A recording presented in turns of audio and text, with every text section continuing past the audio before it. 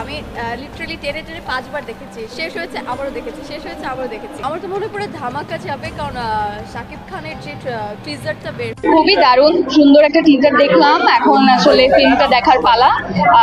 Justified, যদি সেটা justify হয় তাহলে ডেফিনেটলি নতুন নতুন গল্প।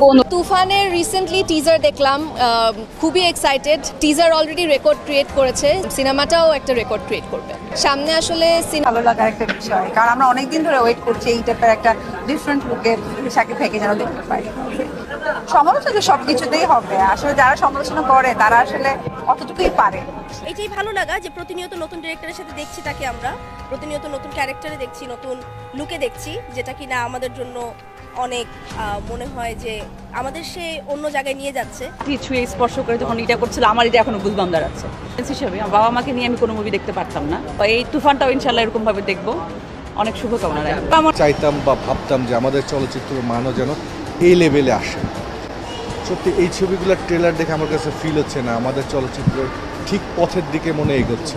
সিএমের ক্যারিয়ারটাই এখন এতটুকু, শাকিব খানের হিজ আ মেগা স্টার, ওনার ক্যারিয়ার এত বড়। মুভির নাম ঠিক হওয়ার আগে থেকে এখন শাকিব ভাইয়া যেরকম পরিবর্তন হয়েছে, আমি যখন কাজ করেছি সেই এখন তো 2024, 10 বছর প্রায়। তো সেই জায়গার শাকিব খান আর এখনকার শাকিব খান আসলে টোটালি ডিফারেন্ট। তো এটা আসলে আমাদের বাংলাদেশের জন্য অনেক গর্বের যে শাকিব খান আমাদের দেশের চলচ্চিত্র ধারাটা অনেক চেঞ্জ করেছে। এটা শাকিব খানের যে টিজারটা বের হয়েছে, আমি সে কাজ আসলে খুব ভালো করে, এটা তো দর্শকও জানে, এটা তো বলার কিছু নেই। খুবই ভালো লাগছে, সবাই একত্রিত হচ্ছে। মুভির টিজার নিয়ে বা বেকিং নিয়ে কোনো রকমের কমেন্ট করার অধিকার নেই।